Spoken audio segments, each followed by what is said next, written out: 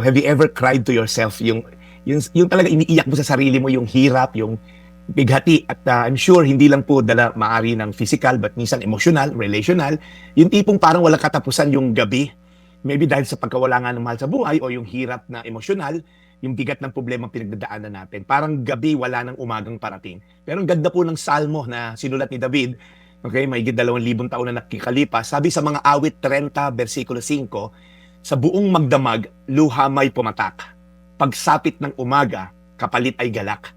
Alam niyo po, marami sa atin, alam po yung verse na to by heart, pero we struggle pag nakikita natin yung realidad ng paghihirap at struggle din po pag nakikita natin po yung pighati. How can we smile pag kami matindi pong pinagdadaanan yung pusong talaga namang shattered kung baga. Pero sabi po ng Salmo, unang-una, the reality of tears. Yung luha man ay magdamag, okay? But that doesn't mean na wala nang parating na liwanag. Hindi natin tinatago yung pain, sabi niya sa isang verse sa Bible, there's a time sa pag-iyak, there's a time sa paggalak.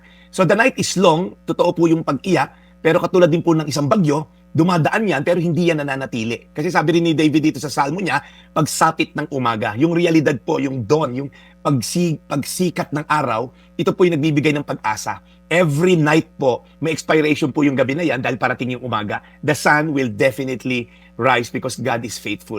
Sa gitna ng dilim, handa ka bang maghintay sa liwanag na dala ng Diyos? At pangatlo po, yung redemption po, yung kapalit ay galak. Hindi sinabi ni David na habang buhay kang iiyak, hindi mo sinabi niyang habang buhay kang masaya. Kumbaga ito po dito sa mundo na ating kinilalagyan, laging may pag-iyak at meron din pong pagsaya. Alam niyo po, yung ultimate joy natin pagkasama na natin yung Creator natin. One day, in heaven, one day when Jesus comes and returns, isasaayos po niya lahat and there's no mourning pagdating po nun. Ibig sabihin, wala nang pagtangis o pag-iyak. Kaya po gusto ko lang encourage kung kayo po may pinagdadaan ng matinding pagsubok ngayon, maaaring dulot ng bagyo, ng nakaraang bagyo o ngayong bagyo, tandaan po natin, hindi po mananatiling pag-iyak.